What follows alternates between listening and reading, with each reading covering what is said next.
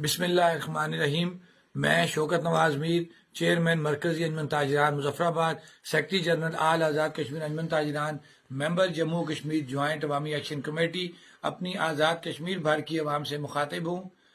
میں اپنی عوام سے یہ اپیل کرتا ہوں کہ اتفاق و اتحاد سے ہم نے جموں کشمیر جوائنٹ عوامی ایکشن کمیٹی کے پلیٹ فارم سے سستی بجلی اور سستا آٹا حاصل کیا، جسے حکومت ختم کرنے کے درپے ہے،